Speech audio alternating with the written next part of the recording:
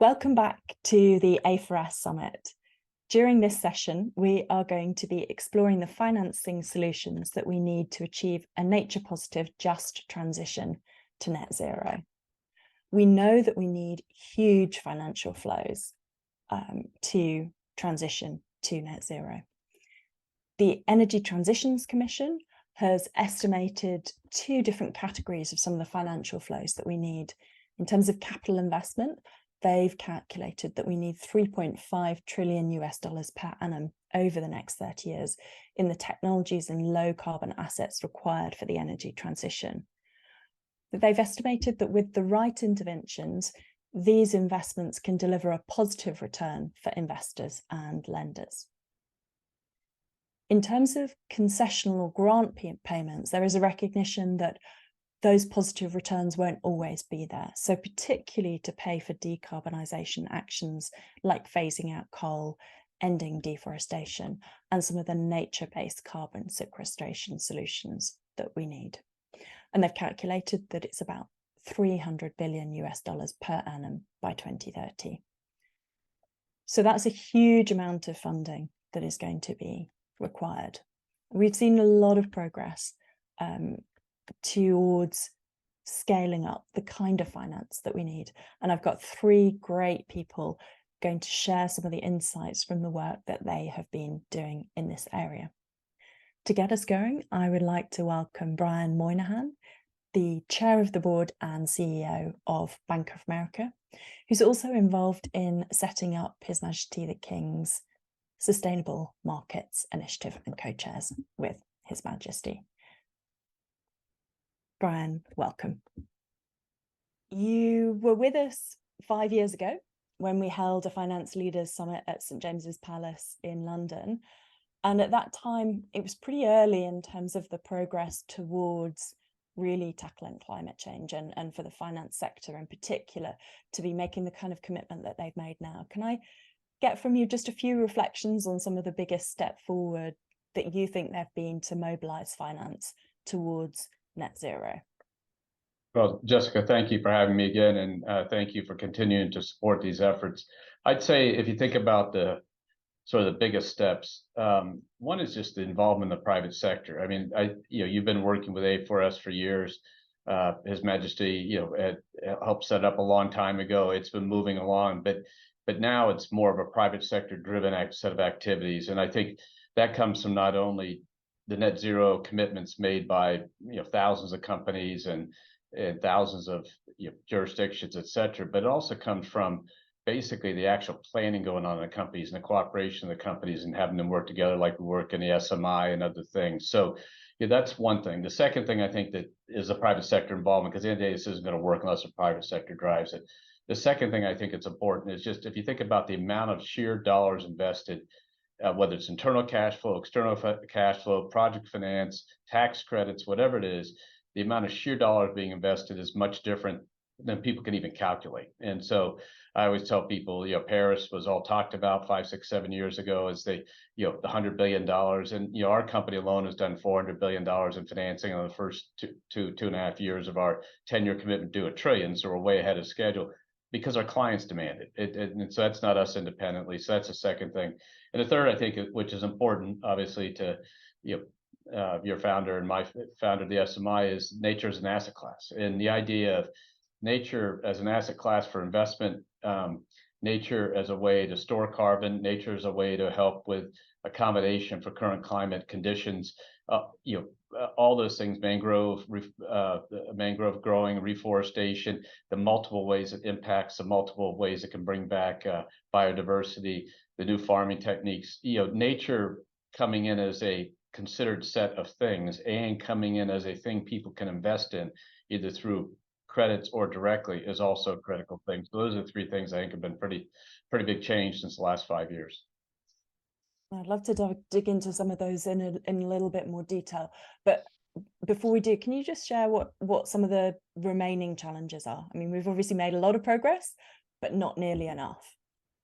But I think it's interesting because the challenges I see ahead, are really, in some ways, a challenge of success. So what's the biggest challenge out there? Quite frankly, it's the the lack of permitting and enablement going on that's making projects which are conceived and ready to go, stringing out and not getting done. And you're seeing that with some of the wind projects in the US, not because the project isn't a good idea, not because of willingness to build it, not because of willingness of capital to deploy. It's the length of time it takes to get approved and agreed to and put in place delays a project to the point where the economics start to break. So I think, one of the challenges is just having, if we're really going to take this seriously and the public side is really going to push it, they've got to push through that.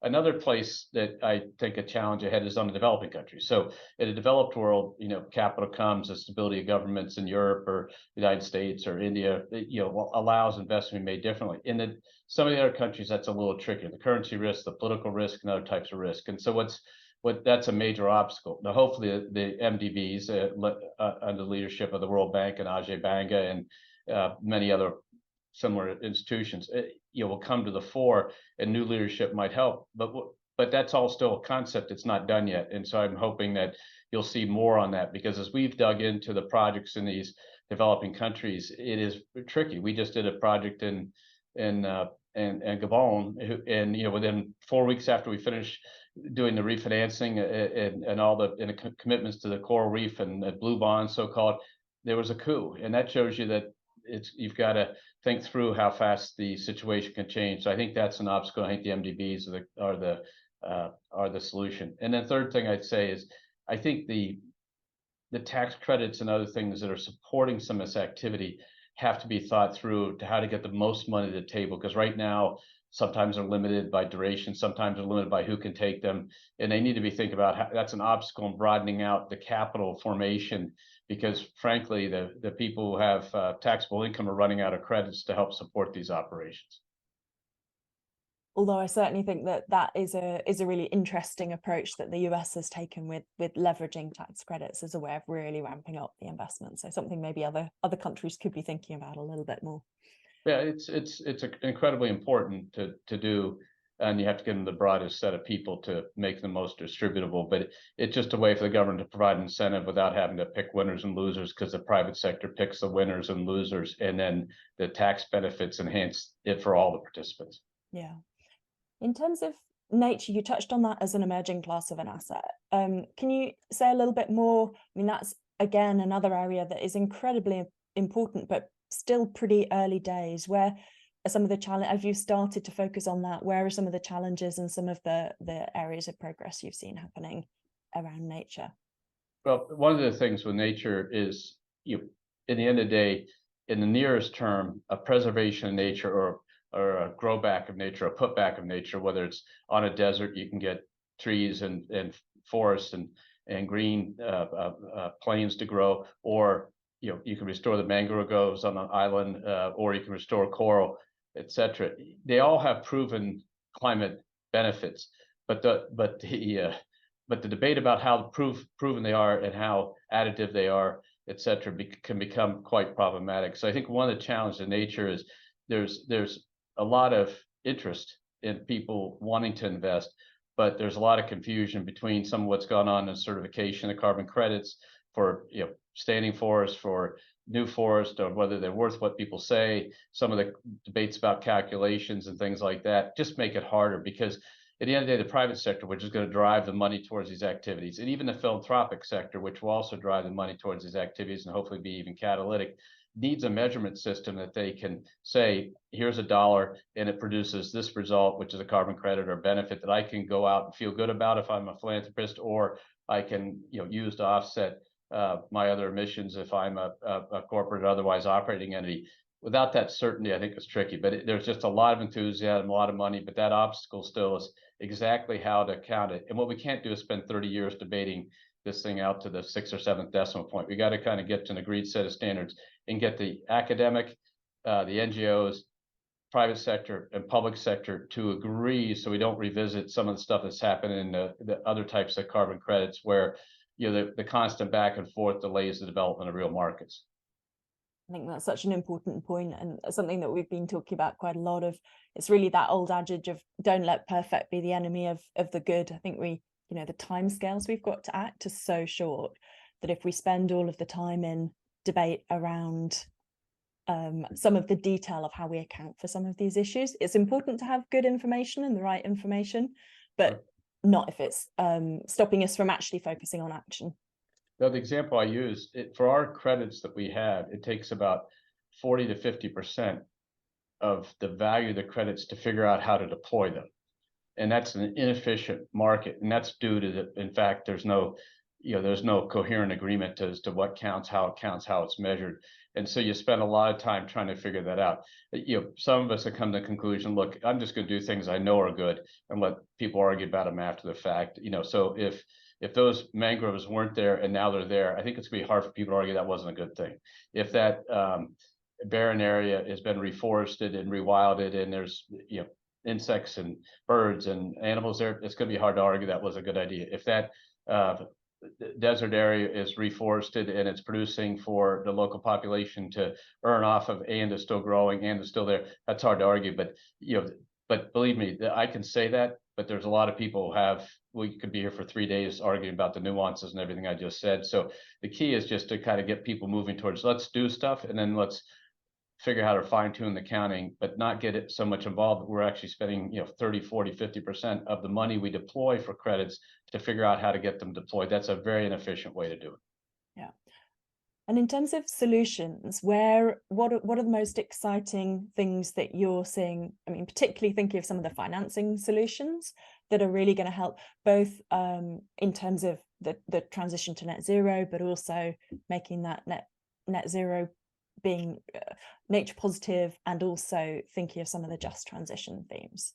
Well, I think number one, I think the fact that you have net zero commitments by so many private sector operating companies, that then gives the investors, the asset owners, the asset managers, and the lenders and the underwriters that underwrite bonds in public market, a group of people, meaning the private sector companies, committing net zero effectively forces action and forces change and forces activity, creates purchase power, creates a change in the use of energy, in the use in the emissions of a company. And so this is just very powerful. And so I think that is the most promising part. Now, the financing structure you start to see coming, whether it is in the carbon credit market, whether it is in some of these developing bonds that we figured out creative ways to exchange current debt for debt that has the environmental covenants in it, or the green bonds and the blue bonds that require undertakings and activities that follow that net zero commitment, but provide a financing set of terms that are strong. All these things are pretty important. And then the MDBs that I talked about earlier, they're going to be critically important. The other development banks across the country and the world. And I think the role of philanthropic capital, especially in the nature areas, as catalytic capital, because in a day it may not have the kinds of return that the private sector will demand, but it has great psychographic return, and it can be a great catalyst to be the equity in a project. So I think whether it's we're literally conducting tens of thousands of meetings with our clients to talk to them about what net zero means by the people in the upstream supply chain. That creates activity for mid-sized and small businesses, and we can help them finance that change when they're ready to make it and how they're ready to make it. That's so the financing structures won't, they're loans, they're bonds, they're equity, they're capital. It's just that the amount of activity towards this, and the understanding that is something that has to be accomplished, and the fact that okay, this is a business problem, let's try to figure it out. Well, we might get some technology and stuff that will change the course of history. We're not waiting for that in the private sector. We're driving it forward. And I think the point there also around collaboration, and I think the power really for organizations to be thinking where they've got influence on others, where they can help others to accelerate their transition. And for you as a bank, I think that you were just touching on some of that there, but I don't know if there's anything more that you could say around that power of collaboration and working with others. Well, I think it's critically important to work with others, and what the sustainable markets initiative under the King's leadership and foundership, is critically important. It's 250 plus companies. They're all agreeing. 130 of us will be in COP28. That is a private sector force that first went to Glasgow, and then half of us show up to Sharm el Sheikh, and now a big chunk, 130, 150 will show up in Dubai. This is a private sector coalition of the willing, and that kind of collaboration works. Jessica, it would be remiss to me, since a lot of your colleagues out there are deep in the financial aspects of this, one of the things that is both a plus and a minus here is a lot of disclosure, in the sense that if we get the standardized disclosure, and we've talked about that before, straightforward standardized disclosure, that helps the world outside sort out who's making progress, how they're making progress, and what's happening by disclosing, straightforward the dynamics of what they do. The problem on the other side of those, if we get to atomized, unstandard disclosure, you end up with a lot of work by you and your colleagues and our team under our CFO and our controllers and people spending a lot of time trying to get all this right for a whole bunch of different audiences, none of which means any activity went up. It's just counting for and disclosing. And so, the disclosure is a powerful catalyst to movement forward. It can also be an obstacle. And so, that's something we've got to figure out, because in the end of the day, if all this work's going on by companies, they want to be able to tell a story in a straightforward, consistent way. And what they don't need is to be doing immaterial amounts of disclosure that take a lot of time. They want to take that energy and turn it into driving forward the ability to actually drive the change. Yeah, so reporting as a means to an end rather than the end in itself, which is probably not what some of the accountants out there might want to hear, but I would totally agree with that sentiment. Well, and it's also, it has to, one of the things that we're excited about ultimately through, the work we did with the big four accounting firms at the the IBC, the World Economic Forum, the International Business Council, and those straightforward metrics, and then folding it and supporting the ISSB. The idea of getting a straightforward set of metrics actually embedded in the general accounting, for lack of a better term, not in some specialized set of work, then means that if you say only public companies have to do this, you're missing a lot of the activity, and you can even create avenues for the activity to hide from the world. So what we have to say is this has to be part of the general books and records of a company, and that's why it has to be very careful and narrow, because the more general you make it, it's just hard for especially SME companies to do it. So the scheme that we're trying to do is a straightforward set of metrics that align against the SDGs and align against what we need to do, disclosed across all participants, private, public, etc., will help drive the whole economy and the whole functioning economy towards us. That is a fight we remain committed to and in the middle of as the various disclosures come forward. But I think so that disclosure, a little bit in the IBC, we now, I don't know, I think we got 300 companies, round numbers, disclosing, about 150 on their third year. It's a little hard for other company in their industry to say we can't do it if that company does it. And so you're getting that competitive edge going, which allows it. Now there's straightforward metrics. They're not everybody's favorite cup of tea that would love to see 14 different things on this topic or that topic, but keeping it straightforward forces everybody to action, and then the world can see. Yeah, absolutely. And I think the point there around also extending that to the public sector, that's certainly something that we've been exploring. And I know that there's discussion amongst the public sector standard setters to actually apply some of this in the public sector, including things like transition plans. A lot of the guidance in the private sector in these areas has really taken steps forward almost ahead of some public sector entities. So a huge Everybody likes to tell you what to do. Not everybody likes to do it, and that's one of the lessons of all this. So we're saying we're doing this, and by the way, you can do it too. Meaning you can do it in the private sector, public sector. College, universities can do it. Hospitals can do it. Because if you make it straightforward enough, that say here's your ones, here's your twos, here's your controllable threes. You don't have to disclose, scope 3 emissions, which aren't relevant. Narrowing the focus actually increases the throughput and then gets everybody on a common playing field. It's hard to explain to people who haven't lived around disclosure their whole life and how it works. This more straightforward disclosure actually drives more activity than atomizing, because then it gets into a whole bunch of stuff no one can see. I think we're nearly out of time. So one final question. If we look ahead to later in the week, COP28 starts. So what do you hope is going to come out of COP28? Well, I think my number one goal for COP is to have it take place in a peaceful, interactive, collegial way. And there's aspects of what's going on around the world that make that difficult. But you really want open-minded people to arrive and have an engaged debate about how all parts have to contribute to the whole, and not as much about you're not doing your part, you're not doing your part. So I think that's important. I think all segments need to be represented, from the heavy emitting industries and the oil producing industries, which under the leadership of an oil producing country, that is great. It was great that Dr. Sultan and is running it. UAE is involved, because at the end of the day, the oil companies have to help lead us through this, and I think his presence helps make that happen. But I think number one is you want to be peaceful, collegial, and all-encompassing, and thinking about it and having a balanced dialogue about how to drive real activity and real concepts.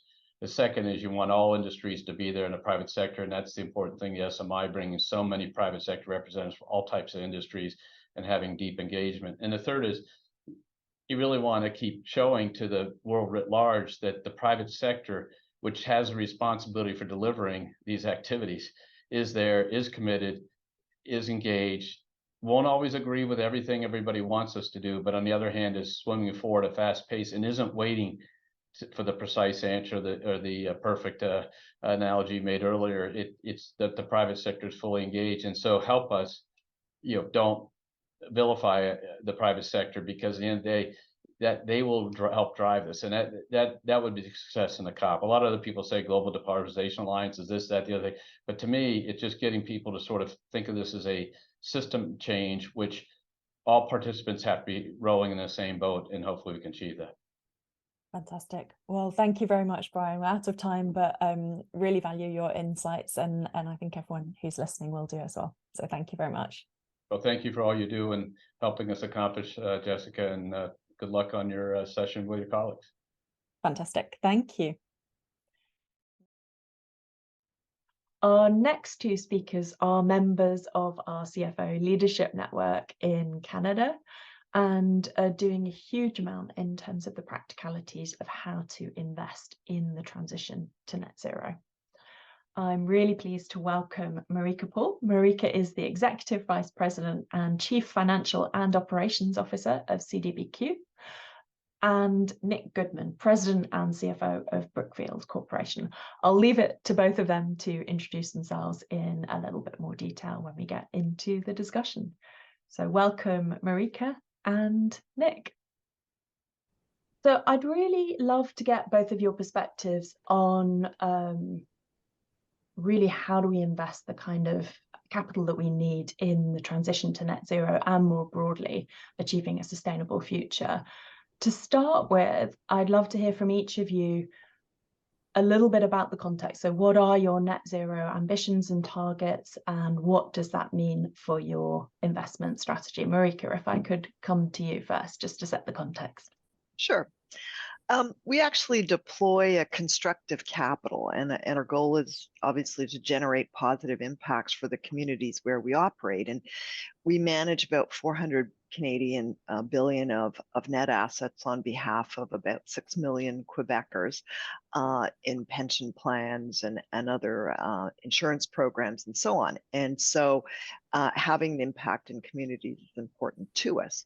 So we take ESG very seriously, and climate in particular into consideration in every decision that we make when we invest. And we follow it through every stage of growth of a business. So our approach is kind of a mechanism of risk management, value creation, and innovation. And so when we invest, we do detailed analyses of corporations.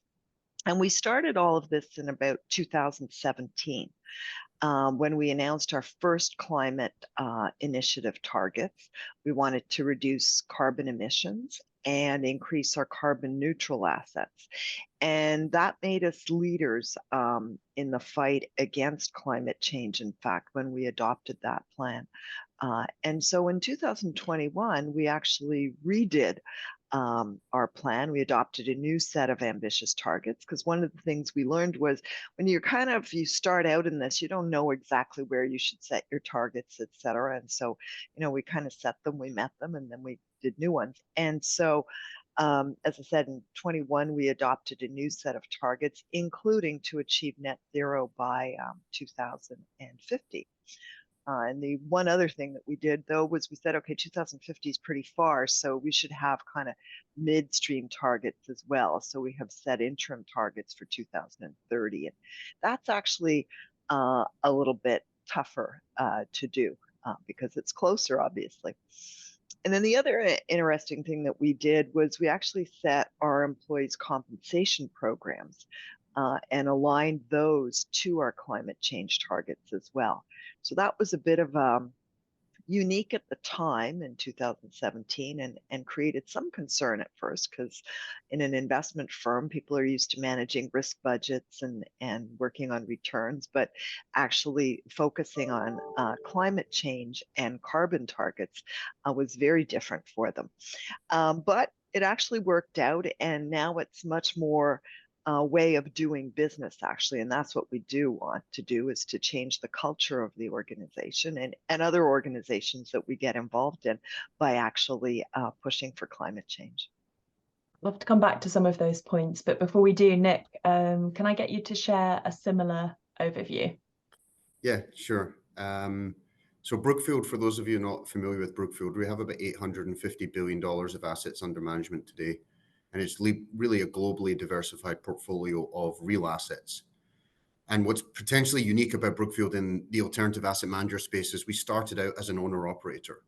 So for over 140 years, we've been owning or operating real assets which operate within communities. And as an owner with our own capital invested, we've always had a perspective of downside risk management and, avoiding stranded asset risk and be able to compound capital over the long term. And to do that, you have to manage all of your risks, and you have to be able to be a good operator, almost have a social license to operate, especially in the renewable and infrastructure space where you're interacting with communities every day. And so I'd say since inception, we've always paid attention to ESG. It's just become a lot more formalized of late, but it's always been inherent in the way that we invest and the way that we operate and manage our assets. We have a few unique aspects to our business, but for many years, we've been a large investor and operator in the renewable sector. Started out owning and operating hydros in North America purely because we thought it was kind of the best energy generation asset to own in a traditional supply stack. But since then, we've built one of the world's largest renewable businesses, I think, with over 20 gigawatts of installed capacity today and a significant pipeline for growth. And so when we look at our business, a lot of the elements of ESG, carbon reduction, is very relevant to what we were already doing. But in 2021, we really formalized our approach and we became a signatory to NZAM, formalized our goal of being net zero on GHG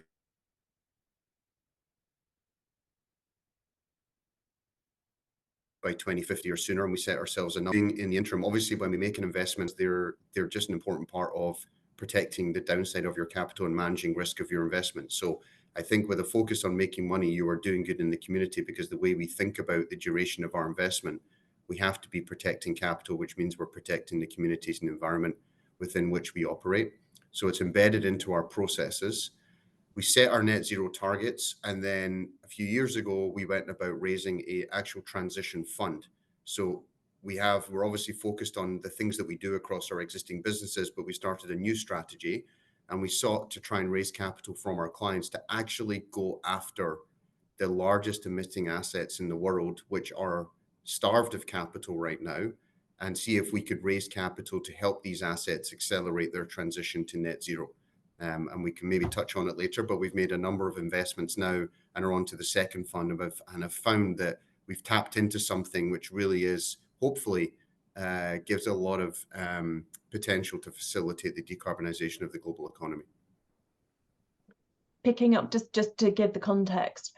So Nick, can you just say where you operate? Because I think you've got pretty broad global portfolio as well. So can you just share a bit on that? Yeah, sure. So we're invested in 5 asset classes: real estate, private equity, renewable infrastructure, and then credit. And I said it's $850 billion of assets, and we are a global business. So we have a footprint in North America, Canada, US, South America, predominantly in Brazil, but assets in Colombia as well, and then into Asia, Australia, big business in India, and then a large footprint in Europe, in the UK, and in continental Europe. So it's a large global footprint, diversified, and all asset classes present in all regions. Thanks. I think that's really useful in terms of then when we dive into some of the questions on the financing. Maarika, do you want to give a similar sense from a CDPQ perspective? Sure. Well, as I said, we manage over 400 billion of assets, and similar to Brookfield, CDPQ is actually globally based. So 75% of our assets are outside of Canada, in fact. And we as well are large investors in infrastructure, in real estate through Ivanhoe Cambridge, in real estate debt, for example, and in the private credit space, as well as doing obviously fixed income and capital market equities and so on as well. So we run the gamut of all of the different asset classes, similar to Brookfield, in fact. And when we started out doing this, similar to what Nick was saying, the reason we set out this climate change strategy very specifically was, once again, because we saw that there were both risks and opportunities in that space. And so it was necessary to actually take advantage of that and encourage our teams to look at those different asset classes. And most of our investments, we'll talk about a transition fund that we set up as well, but we did that in 2021 as we added to our climate change strategy. As I said, we upped our targets on reducing carbon emissions and increasing our green footprint. But we also allocated a $10 billion transition fund to help companies transition to a greener environment. And we made the conscious commitment in 2022 actually to exit oil production. So we don't hold any more investments in oil production, in which, for a Canadian-based company, is quite important. Absolutely, and you both touched there on transition finance and some of the transition finance vehicles that you've done. So I think that a good segue to diving into that in a little bit more detail. It's something that's clearly going to be vital in terms of tackling climate change, and there's trillions of investments that are needed in the transition. And with both of your footprint, you've clearly got a really important role to play along with peers. GFANZ, the Glasgow Financial Alliance for Net Zero, which was established 2 years ago at COP26 in Glasgow, has been doing some work on defining transition finance. And they talk about 4 different areas. They're consulting on it going into COP, so more on this to come, but really looking at the kind of climate solutions that we need. The second category that they have is around aligned, so financing or enabling entities that are already aligned with 1.5 degrees. Aligning as the third category, so those that are committed to transition in line with 1.5 degrees. And then the fourth category of transition finance that they talk about is managed phase out, so financing or enabling the accelerated management phase out, or for example, through early retirement of high emitting physical assets. So that might be sort of coal-fired power generation as an example. You've both touched on the transition finance vehicles that you've established. Nick, can I come to you first? Can you talk through the kind of definitions that you've put in place? Sure. And the kind of work, the kind of investments that you might have within your transition finance, and where it sits within those 4 different categories that GFANZ has set out? Yeah, sure. It maybe touches on maybe more the latter 2, maybe a bit of the first one. But I'd say that what we decided a few years ago, there's a lot of impact investing that goes on globally right now, impact investing funds. I think at Brookfield, when we think about a new strategy, we want to think of something where we think we have an operational advantage and where we think we can create a skill product for our clients. That's what we think about as a manager of client capital. How can we create something relevant for our clients? And with our experience in building, developing, owning, and operating renewables globally, we felt that transition investing was something that we have unique capabilities in and could really offer something valuable to clients, and obviously therefore valuable to the global economy. And the way that we think about it is we think about earning returns and doing good are not mutually exclusive necessarily, which sometimes they are considered to be.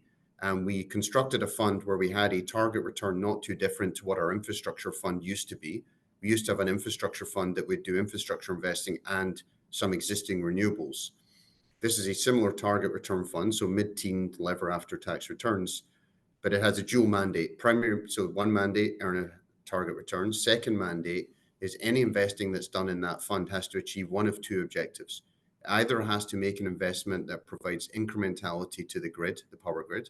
So it's either adding new renewables or new clean capacity to the global power grid, or we're making an investment into a company that's going to accelerate their transition to net zero aligned with the Paris Climate Accord and whatever industry or sector they may be in, accelerating them on their path to net zero. So we've made some investments in smaller investments into new technologies, carbon capture, whatever, smaller investments there to really gain a foothold into those technologies and help with the acceleration of their development. We've made large investments into repowering wind facilities or to developing new wind and new solar. And we're looking to make very large investments into existing power generators around the coal space, where we can acquire the business and accelerate the retirement of the coal facilities. Now, if you think 5 years ago, none of our clients would have made a single investment into a company that owned coal, and that would have been a very tough conversation, but framed as an acceleration and really going after the low-hanging fruit, where these companies find it very difficult to access capital. And you roll forward to today, we're in a very different capital markets where capital is scarce and expensive. Having capital available to these companies to allow them to decarbonize is very valuable. And our thesis is we retire the coal, we replace it with new renewables, batteries, new capacity, and really clean up the grid to which they contribute. And that's kind of the framework. We have capital available to help automotive companies if they want to do EV charging, build it, whatever it might be. The capital is there to facilitate that global transition, but it has to achieve one of those two objectives: incrementality or decarbonization alongside financial returns. Maarika, same question to you. Can you give us a sense of your approach? Sure. In fact, our climate policy predates the GFANZ criteria and so on.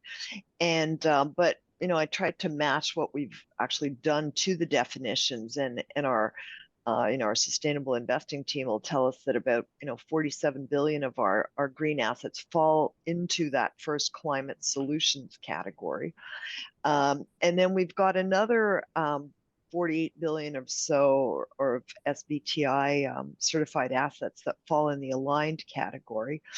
And when we work with that group of investments, we actually try and align with different countries' decarbonization objectives, because we have to be pragmatic and invest in places in countries that are engaged in all this. Because one of the challenges that we're finding is it's not that simple to actually find assets to invest in, because of the fact that everybody talks about things generally, but when you actually look at what policies are in place and so on in different industries and countries, it's quite difficult.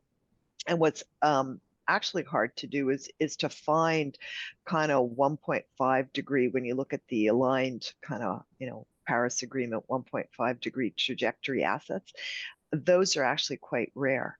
And the teams provided me with some statistics on the fact that only about 20% of the top 1,000 companies globally have 1.5 degree targets. And so we've actually also taken the view that it may be better to invest even in 2 degree aligned, which is more the aligning category. And so we're developing criteria and so on for that as well. And then finally, the managed phase out category, that's where we're actually, where most of our $10 billion transition fund would actually fall, because that's where, we're looking at assets in the electricity sector and so on, because, 80% of carbon emissions come from about 20% of assets, right? So it's how do you generate more green energy, much to what Nick was saying. So where we're focused on is really, closing down fossil fuel installations and so on to replace them with green energy, other types of, solar, green, wind, etc.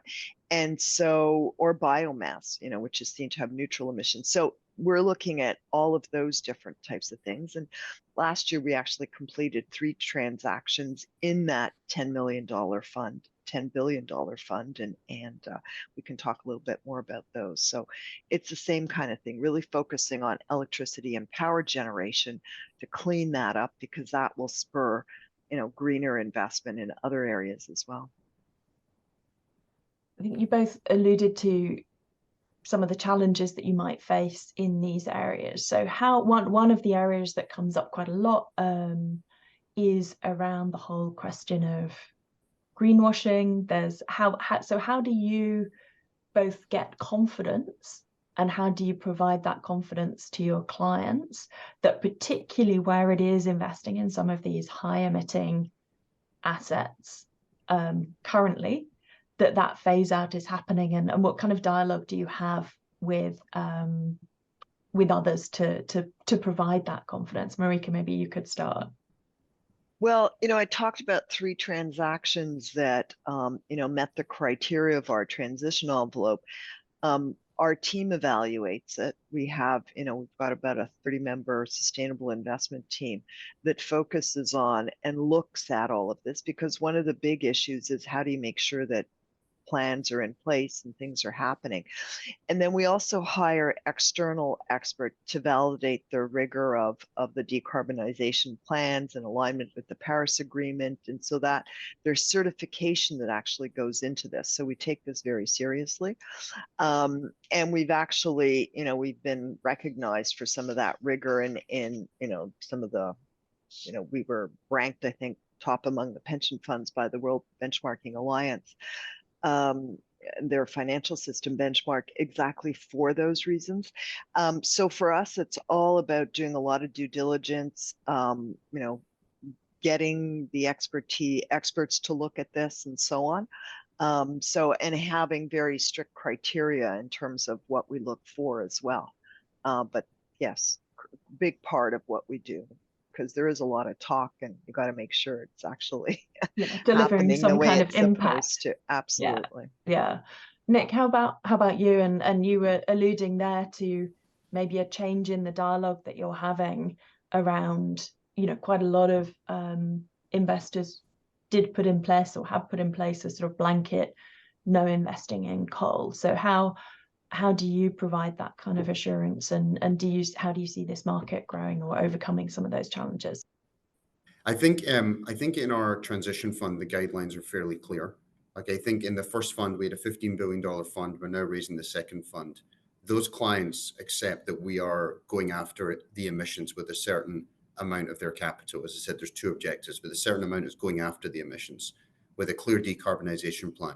Now, what's unique about this fund to the rest of Brookfield is every investment has to have a specific, detailed decarbonization plan. We have to track and monitor the emissions against that plan. We have to report it quarterly, annually, and we will be judged on the basis of financial returns and adherence to that plan we put in place day one. So it really is the most stringent of the reporting that we have around this within the organization. We're doing a lot in the organization, but this is by far the most stringent and advanced reporting that we do. And therefore, in that, it's pretty clear. And I think clients are on board with that. I think in our other funds, which have a strategy, and we have our decarbonization plans for all assets, but the objective of the other funds is really more around financial returns. In those asset classes, we do have certain clients that say we don't want to invest in these sectors, but we don't normally find it's a problem, because these are long dated funds, and we tend to not invest in assets where we see the risk of stranded asset over the ownership period, and therefore we're unlikely to invest in things where we think there is an environmental risk, potential liabilities at the end of life. So we tend to avoid those assets, and that we're aligned with our clients. And in the fund, it's very clearly understood what the objectives are. And are there any other challenges that either of you are finding exist, either for each of you from the investments that you're doing, or also the dialogue that you have with others in the industry in terms of really scaling up the kind of finance that we need? Nick, how could you share your thoughts first? We have a couple of unintended consequences, which I think talk to some of the challenges in the capital markets right now. I'd say for the fund itself, which is probably concerning, we have found no shortage of opportunity to deploy capital. We deployed the first $15 billion fund, I think, in 18 months to 2 years. Just there's an abundance of opportunity, which tells you there's a scarcity of capital willing and able to support these projects. So it's great for the fund, but it's concerning that we really need to expand the amount of capital that's available for this style of investing. And I think the world has moved on from 5 years ago, everything had to be green, and people didn't acknowledge or appreciate that you actually have to deploy a lot of capital into the transition. You have to go after the most heavily emitting assets. You have to make capital available to them to facilitate their transition. So we've had the equity for it. I think it's been a journey for some banks, actually finding the debt capital to support these projects. We've found has evolved a lot in the last 2 years, and we now find there is a global list of banks that are very committed to the transition and are making lots of capital available to exactly our kind of strategy, which wasn't necessarily there a couple of years ago. We have some unintended consequences where we make some of those investments in a separate publicly listed company, and it has challenges with shareholders who now come and say, well, you now own a coal facility, I can't own your shares. And we're like, yes, but this is in a renewable company and we're decarbonizing and we're going to make a tremendous impact on the economy and the country within which we're operating. And they're like, yes, I agree, but I own it in this fund and this fund has exclusions and therefore I can't own your public shares. So I think there's work to be done in the capital markets and the broader markets to help people appreciate, and it's on users of the markets, but there definitely needs to be an alignment around making capital available across the spectrum to support the transition. Maarika, how about you?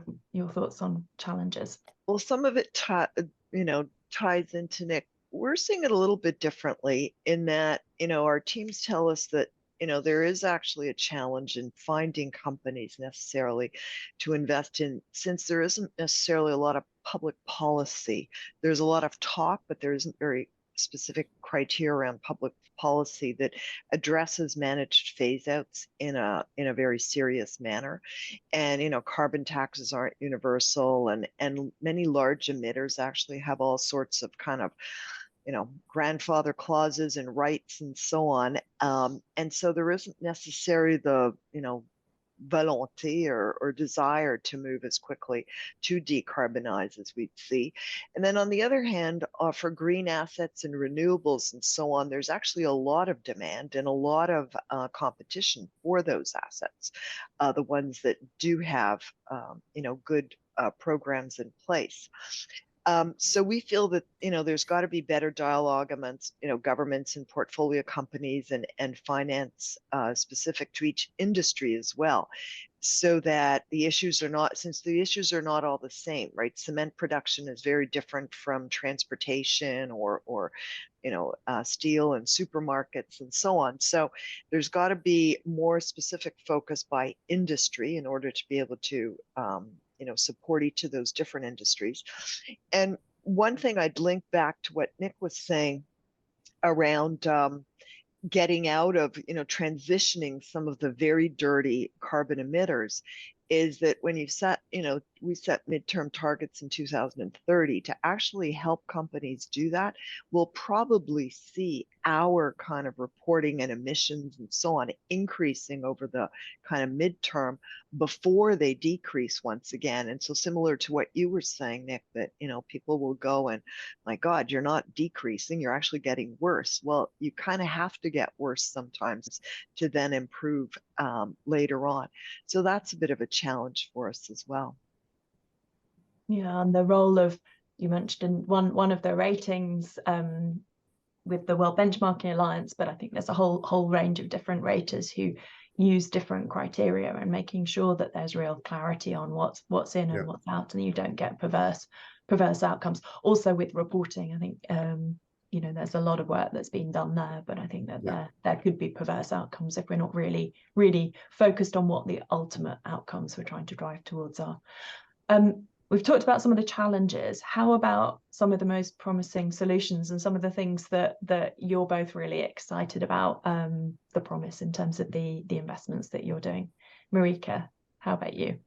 Well, we're excited because some of the companies, it's exciting when you take a company and you invest in it. We've got one that a company called AES in Indiana, which is an electric provider in a coal state that we bought in 2015, actually. And we've worked with them to decarbonize their own transmission and operations, as well as the electricity it provides to its users. And we've been working with them as well with regulators to close the coal plants and replace them, with gas, wind, and solar energy. And so they've now become CBI certified. And so when you can do that transition, that's a very rewarding, gives you hope for the future for a lot of other companies. And what we're starting to explore now, we've started to invest in green hydrogen and sustainable aviation fuel, because those will affect transportation sectors and so on. We've just announced an investment in Northvolt in Canada to build an electric car battery factory, and we've started looking at things like nuclear. We're not there yet, but certainly things that could come along. And so we see challenges and opportunities in lots of those areas. We're prudent investors, given the type of assets we manage and the nature of our mandate. But we also look to learn from a lot of our private equity investments in smaller entities that are innovating as well, and in new greener solutions for a variety of businesses. So all of that looks promising, and that's where we see some of the future going. Just one follow-up question. When with some of the examples you shared there, the whole question of a just transition comes into the equation. So how you take people and communities with you. Can you say a little bit about that, and maybe with your example from Indiana, if it's a coal state, how did you think through and get engagement around those issues? Well, I think it's always the same kind of looking through what the plans are, engaging people, and at the end, their business, a lot of it has to do with the risks to the business themselves. And so we also engage, we sit on a number of boards, et cetera, with companies as well.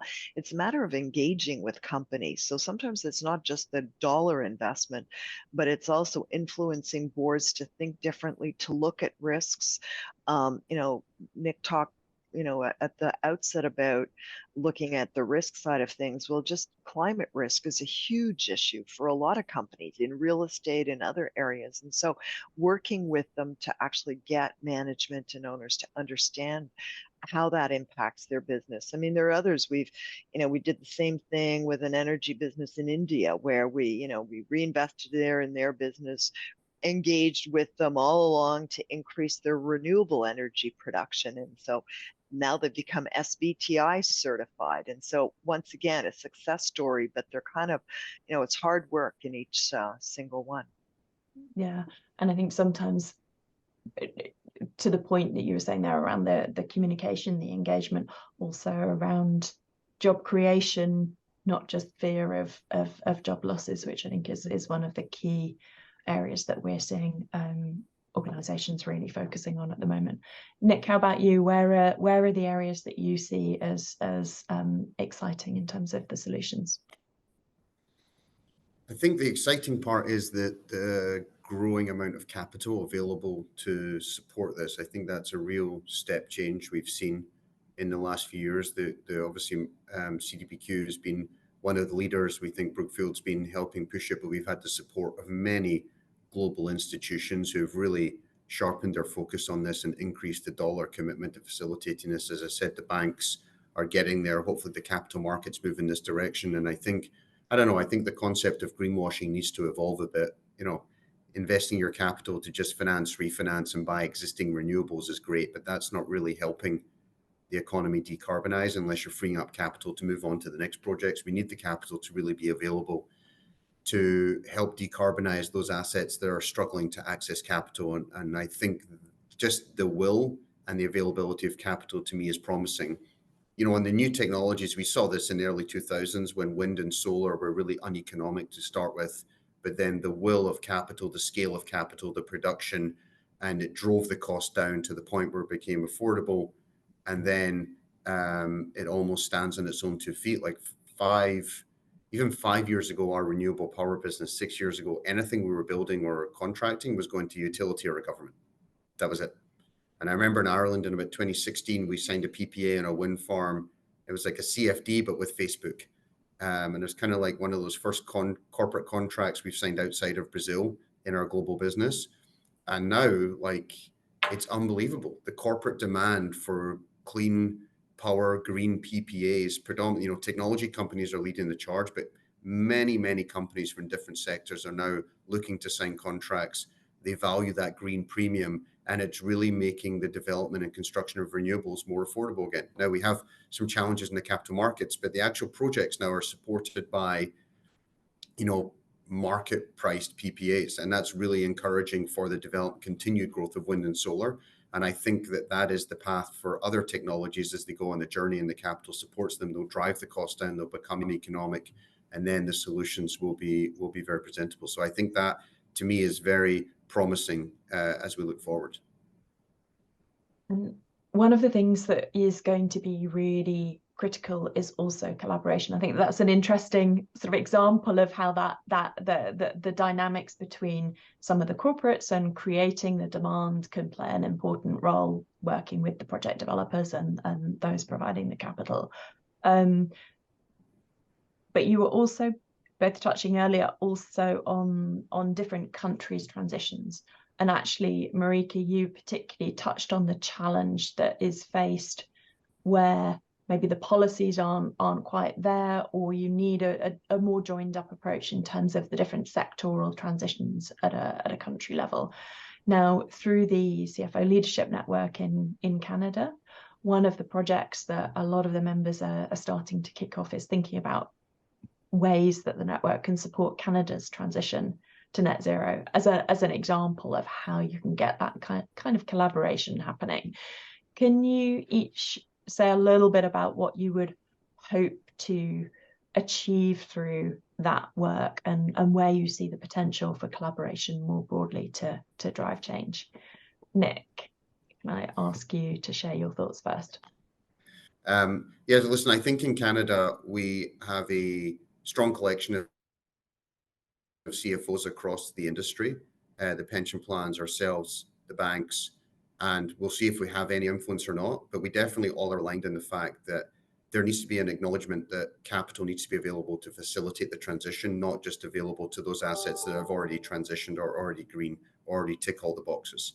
And we've seen that with nuclear in the last 5 years, where it was viewed as a questionable technology as it relates to the transition. Now it's firmly viewed by many countries around the world, and I think the tone has changed in Canada about its importance to the transition, especially in a power grid that has more intermittent technology. And I think what we're trying to do is see if we can, I don't know how we get there, but if the government or a group of people can all kind of agree that this is the path for Canada, these are the sectors, technologies that are really critical to that path. We need these assets for this amount of time, but we need to help them transition and facilitate the the countrywide reduction of carbon. Can we all align around that and make capital available for the transition? Because I think there's still a lot of roadblocks as it relates to funding that transition within Canada and that broad access to capital. And so I think we're just turning our minds to how, as a group, we could maybe help the country along that journey. Maarika, what are you hoping to? What can I add to that complete answer? I'm not sure. But I think, summing it up, it's trying to increase access to transition capital. Given that estimates indicate that globally, you need about 3 trillion annually by, 2050 to get there. So, yes, we have a $10 billion fund, and Brookfield's investing a couple of billion, tens of billions as well. But it's to get more people on board on that. And using our influence as a group of CFOs to move that conversation forward, to get people to invest capital and get people to change. because it's all about changing how we do things, what we do, where we travel, how we travel, all of those things. And it all sounds nice when you say it fast enough, but when you actually have to make individual choices, and that's what it comes down to. I think it's influencing access to capital, but also influencing cultural choices to make that transition happen. I think those are two great answers of how you can also then, for everyone listening, thinking through what levers you've got, what kind of influence you can have, because each of us needs to be doing everything that we can to go from where we are to the kind of scale and pace of change that we know we need. We're nearly out of time, so if I can just come to each of you for your final closing thought and what takeaway you want to leave the audience with today. Nick. Listen, I think there's a lot of good going on. I think there's a lot of will and a lot of progression, but I think, to me, the really, really important component in all of this is the acceptance and growth and availability of capital to facilitate the transition. And I think that people have to be bold and accept that that means potentially refinancing some of the more dirty assets in the short term, but getting commitment to their transition and really helping them along the journey. And I think that availability of capital is one of the best ways to really force this to move forward. Thanks, Nick. And Maarika, closing word to you. Well, as a manager of public funds, for us, building a more equitable and sustainable world is not a matter of choice. We need to do that. It won't be easy, but we've got a fiduciary duty to do that.